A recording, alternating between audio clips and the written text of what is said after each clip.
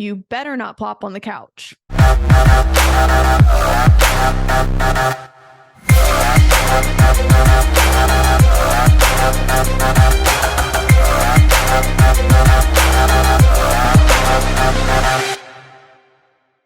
Hi guys, welcome back to another solo episode of Queen Talks. I have my co-host here, Bella, and hopefully she does well today, but she's going to join us and maybe she'll give some advice as well. But you can tell she's also plopped on a couch, so maybe she shouldn't be giving advice here. All right, so today I am recording this spontaneous episode. I'm actually about to go to my birthday dinner shortly. That's why I have my hair done and earrings on. And usually I'm not like so done up. I'm usually just very relaxed. As you can tell, I don't have my outfit on for tonight. I just want to be in sweatpants, want to be comfortable, and just wanted to get on a podcast today because I've been getting a lot of questions about what to do when you're injured. And I'm also hearing a lot of very interesting advice being given by certain doctors on what to do. And I don't always agree with what they have to say. Usually, when players get injured, they will go to the doctor, they'll get their diagnosis, whether it's a minor injury like an ankle sprain or something more severe like an ACL tear. The first thing the doctor will say is, just take off, just rest. And I totally can understand that advice because you want to make sure the injured area can heal and recover. But what doctors aren't telling athletes is that they can absolutely train around their injury and they can still get in some movement, even if small. And that's usually the first step to healing, is to making sure that you continue to move. So, when you get injured, first and foremost, you want to seek out a really good strength coach or physical therapist. This is because you want to make sure that your rehab is strength training focused and it's progressive in the sense that you're able to return back to the field stronger. See, I told you she might not behave. I love this topic because there is a ton of different advice given when athletes are injured. I remember when I suffered just ankle sprains and a stress fracture in my low back, a lot of the doctors I went to just told me to rest. In the back of my mind, I always was thinking, well, that doesn't make a lot of sense because I want to be able to be strong, in fact, stronger when I return to play. And I want to be more conditioned and faster when I get back to the field. So it didn't make sense for me to just do nothing. So what I did was seek out a really good physical therapist. And that's the first piece of advice I would give you guys, is find a physical therapist who is really performance based and who understands the demands of your sport and who could gradually build you up to more load. I think a lot of rehab programs get way too caught in, okay, well, we need to work on just getting strong or just making sure your plyometric mechanics are good or your running and sprinting gait is good. Yes, that's a part of rehab, but a part of rehab that's not discussed at all, which blows my mind, is proper load management, meaning we want to work up athletes to those higher velocity movements in their sport. A lot of cutting, changing direction, even the mileage run, how many sprints they're going to run when they return to play, and really work up to that stimulus and even exceed that stimulus and make it more challenging than when they go back into their first match again. So it's really important to find a physical therapist who knows their stuff when it comes to load management, not just, getting you pain free, not just getting you stronger, but someone who can really build up your tissues to be more durable than ever before. So now that we got that out of the way, let's talk about the most important part of what to do when you're injured. So you definitely don't want to plop on a couch and wallow in your sorrow. You want to continue to do things, not just your rehab and your strength training and all that, but you want to do other hobbies and keep yourself busy. I know how hard it is to be injured. I think a lot of athletes really struggle with just sitting on the sideline and seeing all their teammates so healthy and running around and being so happy.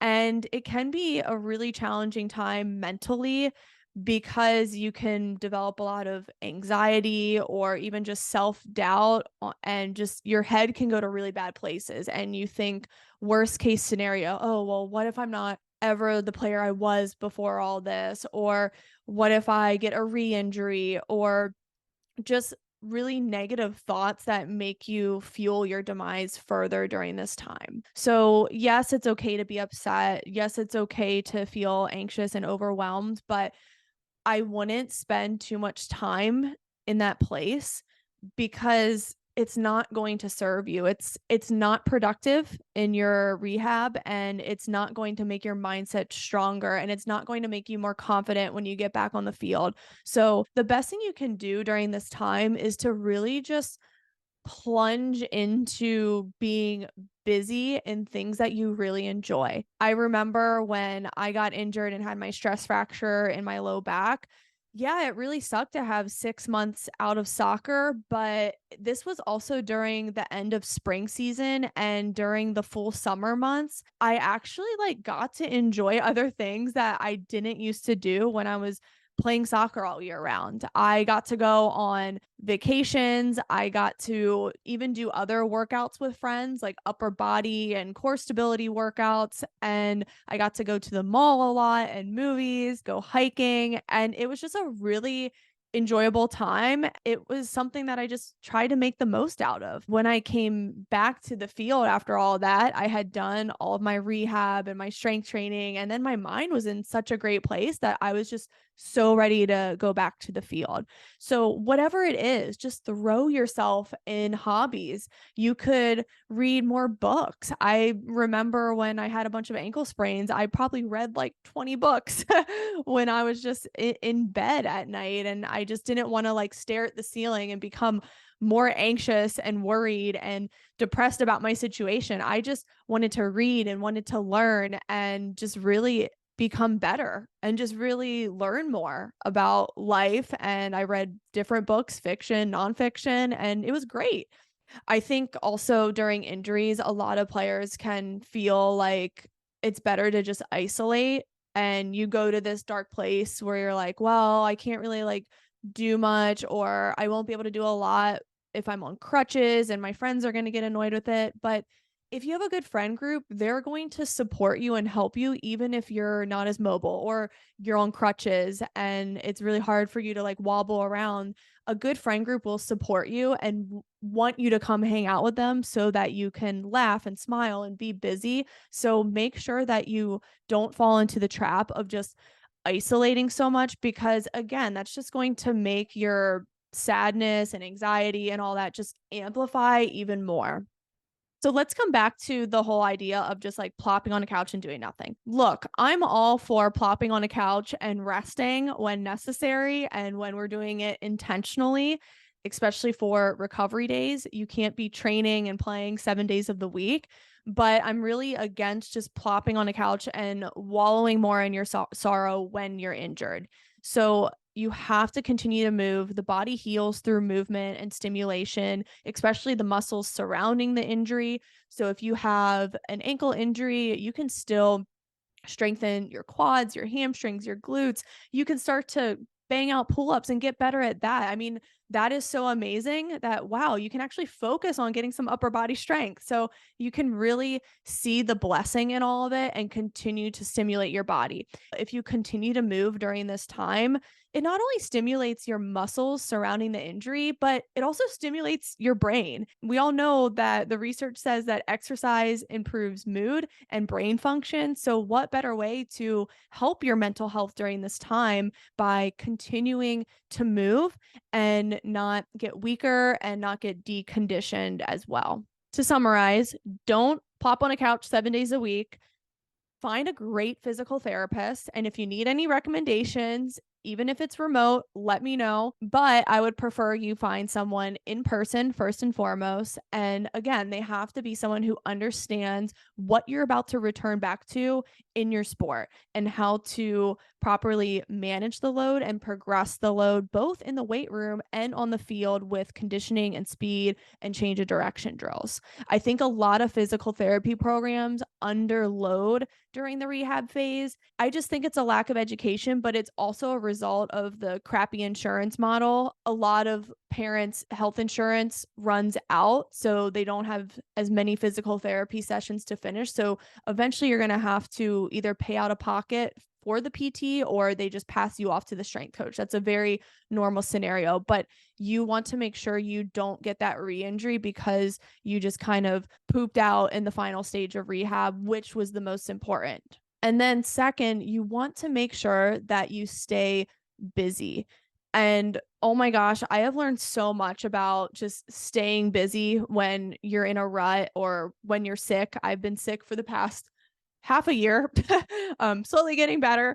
But, you know, there were moments where I always was like, well, why me? Like, this sucks so much. And I kept thinking about like my symptoms and how bad I felt. And it just made the symptoms worse. My throat hurt more. My nose started running. Like, literally everything amplified. It is crazy how powerful the mind is for better or for worse. And if you are injured right now and your thoughts are starting to go there and focus on the pain or how bad it is or how crappy your situation is, I recommend the book The Mindful Body by Dr. Ellen Langer. Let me just double check that's her name. I don't want to butcher it, but The Mindful Body is one of the best books I've read on the impact of our thoughts on our health. Oh, yes, it is. Dr. Ellen Langer, and she's actually called the mother of mindfulness. So definitely get her book, The Mindful Body. It is a very short read and it just talks about all this fascinating research on people with severe chronic health conditions who were able to stay positive, stay productive, and just to stay mindful by focusing on the beauty of life and things that are actually going well in their lives, and their health conditions completely turned around and healed. It's such a great book. So I highly recommend it for all injured athletes. I'll actually leave it in the description below. So be sure to check it out. I know injuries suck, you guys. It's like, oh, why is this happening to me? I hate this so much. And I just want to be out there sprinting around like, why me? Why me? Why me? But please don't go there. It's not going to help. It's not going to heal you. Definitely not going to heal you. You're better off trying to stay productive, trying to focus on the things that you enjoy, and just trying to do good in the world. I mean, I think when we are feeling bad ourselves, the best thing we can do is to go help someone else. I know it sounds so weird because we should take care of ourselves, but it's just more purposeful when you go out into the world and do good despite your suffering. I think there's a lot to be said about, you know, just bearing your suffering with courage. And even though you're going through a hard time, there's so many people going through a hard time. And if you can be the one who can bear others' load and be the one who shows up with courage and is a light for someone else in their darkness, even though you're in your own, like, how amazing is that? So really think about that. And I actually write about that in my second book, which just came out, Female Athlete High Performance. If you want a very hard hitting message on mindset during injury and during your suffering and just getting out of a rut, I highly recommend the second half of the book, the mental performance half. The chapters are very short. There's a lot of stories within them from my playing career and other athletes who have overcome injury and failure. And I think it will really inspire you to just get out into the world and be productive, make use of yourself, and do it despite your suffering. So definitely check it out. I had to plug it. I mean, I worked so hard on it, so like, why not talk about it? It took me almost 2 years to write, so I'm gonna hype it up. But I'll leave this in the description below, so be sure to check it out. It's actually on sale right now on Amazon, and I have the paperback here, but the hardcover is awesome because it is in color, and there are a lot of like pictures and diagrams in the book. Let me go through it. Yeah, there we go. See, and then there's like QR codes and videos of technique and different exercises. And coming back to the load management conversation in rehab, I do write about it in detail in the load management chapter. It's super cool because if you really like math, or maybe you don't like math, you'll enjoy load management because you can learn how to calculate your load over time in a way that makes sense, where you're not going through so many like spikes and dips in your training load in your rehab program. So definitely check that out. You'll absolutely love it. And I promise you'll love math. I used to hate math, but when I apply it to my work and sports science, it just makes it way cooler. All right. So check that out. And guys, thank you for listening. I love doing these solo episodes.